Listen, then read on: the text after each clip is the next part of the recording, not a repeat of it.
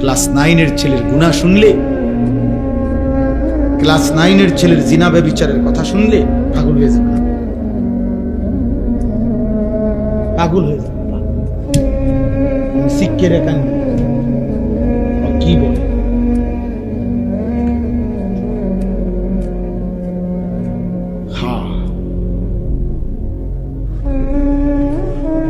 এই কোরআনুল কারীম সামনে বললাম এক নির্ভরযোগ্য বিশ্বস্ত কথা হল।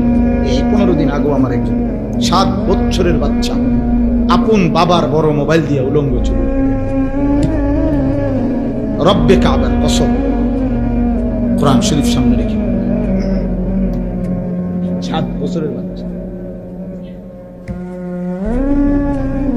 আমার জাতি ধ্বংস হবার আর বাকি কথা বলেন। জিজ্ঞাসা করেন যে কতদিন হয় নামাজ পড়া,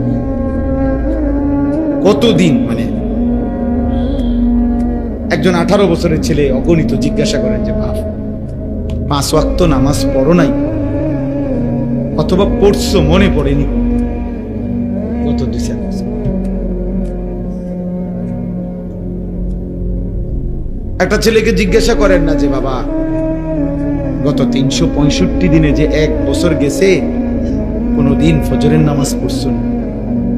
তুমি জানোনি ফজরের ওয়াক্ত হয় কয়টায়, সূর্য ওঠে কয়টায়? আমার জাতি আর কতদিন ঠিক? আমি এই 3-4 দিন আগেও এক মসজিদে সারা রাত জার্নি করে ফজরের ওয়াক্তে এক মসজিদে ঢুকছি। মানে এক জায়গায় যাচ্ছি, ইচ্ছা করে নাম বলতেছি না জেলার, এই মনে 1 সপ্তাহ হবে না, ফজরের ওয়াক্তে দেখছি ইমাম সাহেব, বিশাল মসজিদ, খুব সুন্দর মসজিদ, অত্যাধুনিক সুন্দর ঝকঝকে টাইলস, বাথরুম, ওযুখানা। আহা, কসম খোদার ফজরের নামাজে নিজ চোখে দেখছি সির্ফ ইমাম সাহেবের পিছনে একজন,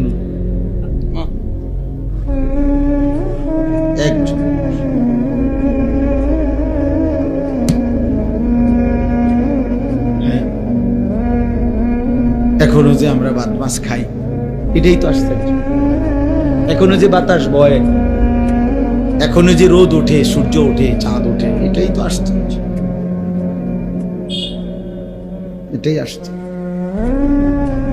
এই জন্য দোস্ত এটা জরুরি, কোনো বাবা তার সন্তানকে আল্লাহর কথা বলা থেকে বিরতি দিতে পারে না, এই সুযোগ নেই যে হুজুর আমি তার এমন 2টা বছর বুঝাইছি। বিশ্বাস করেন হুজুর, কিতা বিশ্বাস করতে কইছি না তো, 2 বছর, 2টা বছর হুজুর জানটা শেষ করে গেছে। 2টা বছর, বাপরে, আজকে মনে হয় 1 সপ্তাহ লাগাইয়া হুজুর তারে বুঝে।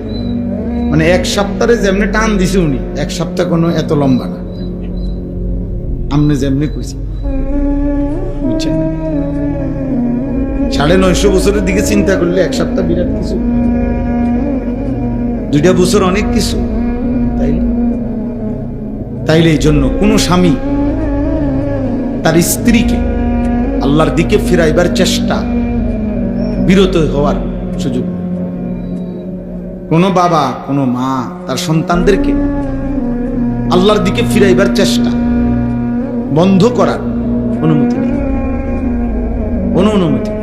অনুমতি হবে সেদিন আল্লাহ যদি ডাইরেক্ট জিবরাইল পাঠাইয়া আপনাকে বলে, নাই তো 3 বছর না, মৃত্যু পর্যন্ত আপনাকে আপনার স্ত্রী সন্তানের ঈমান, আমল, আখিরাতের কথা বলতে হবে। হুজুর এখন আর বয়স হয়ে গেছে, অন যদি জি পুত্রে বেশি কিছু বলতে যাই, শেষ বয়সে না খাইয়া মরতে হইব, পুত্রের বউ আর ভাত তরকারিও দিবেন, এই সমস্ত ধোকাবাজি কথা, বাটফারি কথা, খোদার কসম আখিরাতে মুক্তি মিলবে। কারণ কোন মানুষ যদি 3 বেলাও পেট ভরে খানা খায়, তারপরও তার মৃত্যু হয় না? তাহলে আপনি বুঝি শেষ বয়সে না খাইয়া মরবে? তারা শেষ বয়সে যারা নিয়মিত খানা পায় তারা তো মরে না। না না, এমন লোক আমি শুনি নাই মরতে। আপনারা শুনছেন কিনা কে জানে? মরে তো তাইলে আর আপনি কি করলেন? অনেক মানুষ আছে, আহা আপন সন্তান চোখের সামনে জাহান্নামের দিকে ছুটতেছে, উনি মাতেও না, উনি আপেল খায়, মালটা খায়, আর উনি জানে এটা হারাম করে, ফুতের ইনকাম সুদ, 2 নম্বর না 6 নম্বর। উনি মাতেও না, উনি বন খায়, চা খায়, বিড়ি খায়, পান খায়, কোন রকম কয়, কোন রকম আল্লাহ আর হইয়া যেতে পেরেছে।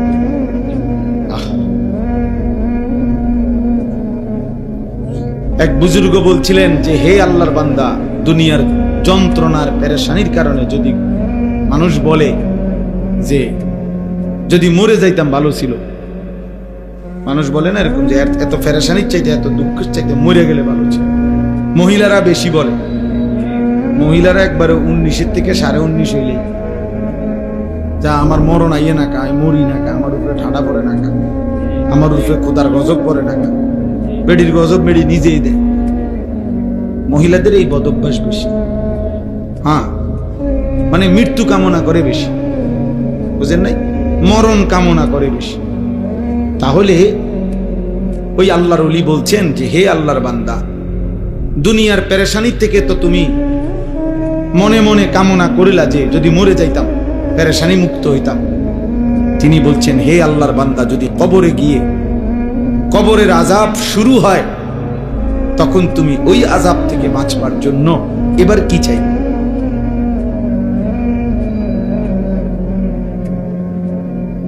বুঝেন নাই? দুনিয়ার পেরেশানি থেকে বাঁচার জন্য তো আপনি মৃত্যু চাইলেন, আচ্ছা তো মরলেন আর কি। তো এখন কবরে গিয়ে যখন আযাব হবে আল্লাহর নাফরমানির কারণে, তখন কি করবেন? তখন কি চাইবেন? আবার দুনিয়া আইতে চাইবেন? আমরা মস্কারি, হ্যাঁ, আবার দুনিয়ায় আসতে চাইলে আপনারা আবার ফেরত দিবে নাকি? ভালো। এজন্য আমি কথাটা প্রসঙ্গে বললাম আর কি। কোন স্বামী, কোন বাবা, কোন মা, আপনারা এটা মনে রাখবেন, কোনোভাবেই স্ত্রী সন্তানের পরিবারের কমপক্ষে হালাল হারাম, পাক নাফাক, নামাজ রোজা, বন্দিগি, ইবাদত, আমল, আখেরাত, এই চেষ্টা বন্ধ রাখার অনুমতি হবে সেদিন আল্লাহ নিষেধ করবে। যে নূহ আলাইহিস সালামকে সরাসরি আল্লাহ নিষেধ করছে। কেনান, ওনার ছেলে যে কাফের ছিল, নূহ আলাইহিস সালামের এই ছেলে যখন নূহ আলাইহিস সালামের নৌকা উঠে গেছে, তিনি পানি ওয়াফারাত তান্নুর, কোরআন শরীফে আছে যে চুলার থেকে পানি বের হয়ে গেছে। নূহ আলাইহিস সালাম বুঝছে যে কিছুক্ষণের মধ্যেই পানি তুফানে পূর্ণ হয়ে যাবে। তো তখনও নূহ আলাইহিস সালাম ছেলেটাকে বলছে, বাবা কালেমা পড়ে ইয়া বুনাইয়া রকাব মা'ানা, আমার সাথে নৌকাতে উঠে আসো, বাপ ঈমান আনো। নূহ আলাইহিস সালামের ছেলে বলছে, না আমি নৌকায় উঠবো না, সাআবি ইলা জাবালিন ইয়াসিমুনি মিনাল মা। নাফরমান ছেলে বলতে লাগছে যে বাবা আমি ওই পাহাড়ের উপরে গিয়ে আশ্রয় নেব, এত উঁচা পাহাড়ের উপরে তোমার খোদার পানি যাবে না, বন্যা হইলে ওইব আর আল্লাহ বুঝি হিমালয় পর্বতের উপর, বুঝেন নাই? সেই বুঝছে, মনে করছে এটা। তো নূহ আলাইহিস সালাম তখনও আবার বলছে লা আসিমাল ইয়াউমা মিন আমরিল্লাহ, না রে বাপ, আল্লাহর আযাব থেকে আজকে কেউ বাঁচাইতে পারবে না, তুই ভুল কইরো না বাবা, আসো না। ছেলেটা আসে নাই, উনি টানাটানি করছে। তো আল্লাহ তাআলা বলেন ওয়া হালা বাইনাহুমাল মাউজু, কিছুক্ষণ পরে তুফান বাড়তে বাড়তে ওই পর্যন্ত এসে পানির একটা ঢেউ একটা ধাক্কা দিছে, এই ধাক্কার সাথে সাথে বাপ আর ফুত পৃথক হয়ে গেছে। ফাকানা মিনাল মুগরাকিন, নূহ আলাইহিস সালামের ছেলে কেনান তখন পানিতে ডুবা শুরু করছে। আল্লাহ বলেন তখনও দেখেন এবার হাত থেকে ছুটে গেছে, আর আর আর ধরতে পারতেছে না নূহ আলাইহিস সালাম, কিন্তু তখনও তিনি নৌকায় দাঁড়িয়ে, কোরআন শরীফে আছে ওয়ানাদা নূহ, নূহ আলাইহিস সালাম দোয়া করছে, এবার আল্লাহর কাছে হাত উঠাইছে, ইন্না ইবনি মিন আহলি, আল্লাহ আমার যে সন্তান এটা ডুবে যাচ্ছে, যে এটা আমার ছেলে, আমার পরিবার, আমার সন্তান, আমার বংশধর। এই ছেলে, এটা অপদার্থ কোথাকার, না জানলে আসলো কেন সে? বাকি ছেলেরা তোমরা শোনো নাই, তোমরা মানা করো। আমি ছেড়ে দেবার মানুষ না বাপ, সাফ কথা। আমার জিন্দিগির সিদ্ধান্ত এটা। কোন মাহফিল দ্বিতীয়বারের আশায় আমি আর বয়ান করি, একবারই আসলাম মনে করে, কোনো অসুবিধা নেই, আর কোনোদিন আসবো না, কোনো সমস্যা নেই। কিন্তু এই সন্তান ফিরাইতে হবে, আমাদের এই ছেলেগুলারে বাঁচাইতে হবে। আপনারা জানেন না বাপ, দেখতে শুনতে এরা, নাম ঠিকানা আর পরিচয় যদিও মুসলমান, অগণিত ছেলে, লাখ লাখ ছেলে, একাকী গুনাহ, মোবাইলের গুনাহ, চরিত্রহীনতা, জিনা, ব্যভিচার, অস্থিরতা, উলঙ্গ ছবি দেখা, নর্তকী দেখা, হারাম দৃশ্য দেখা, এটা কোথায় গিয়ে নামছে আপনারা জানেন? বয়স্ক বাচ্চা ছাড়া আপনারা জানেন না, আপনারা কোনো আন্দাজই করতে পারেন নাই এখনো, যে আপনাদের এক এক সন্তান, নাতি নাতনি, যারা নিজের ইচ্ছে মতো বড় মোবাইল ব্যবহার করে, যারে বাধা দেওয়ার ফিরাবার কেউ নাই, যার সারা রাত নিয়ন্ত্রণ করার মতো কেউ নাই, খোদার কসম আপনারা জানেন না ওরা কি করে। এই বলে আমার সাথে ব্যক্তিগতভাবে শত শত যুবকের, কিশোরের আমার সাথে সম্পর্ক আছে। আমি ব্যক্তিগতভাবে এই মেহনত করি, আলাদা আমার প্ল্যাটফর্ম আছে, আমার কাজ আছে আলাদা। শুধু যারা কিশোর নৌজওয়ান নিয়ে কাজ করি, আমি জানি ক্লাস 9-এর ছেলের গুনাহ শুনলে, ক্লাস 9-এর ছেলের জিনা ব্যভিচারের কথা শুনলে পাগল হয়ে যাবে, পাগল হয়ে যাবে। আমি শিক্ষে রেখান কি বলে,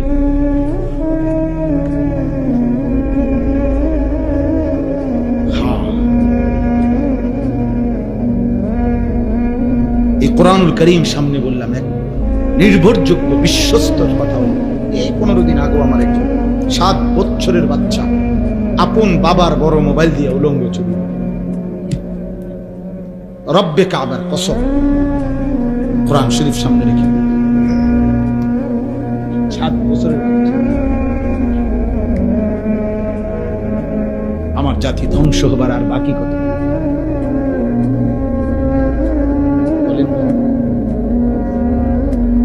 জিজ্ঞাসা করেন যে কতদিন হয় নামাজ পড়ে, কতদিন, মানে একজন 18 বছরের ছেলে অগণিত জিজ্ঞাসা করেন যে বাপ 5 ওয়াক্ত নামাজ পড়ো নাই, অথবা পড়ছো মনে পড়েনি, কত দিছে?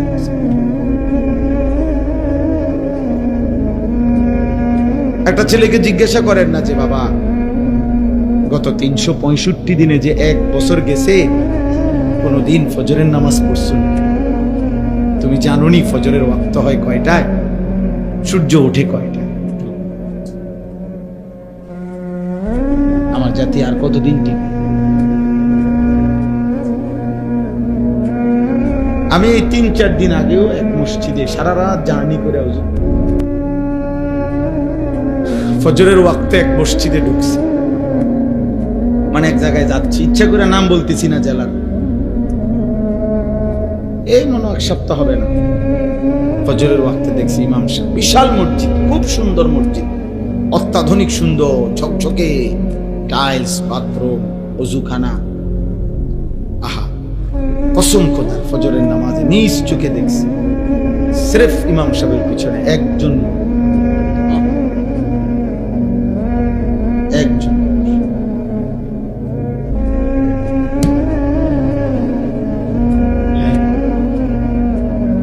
এখনো যে আমরা ভাত মাছ খাই, এটাই তো আশ্চর্য।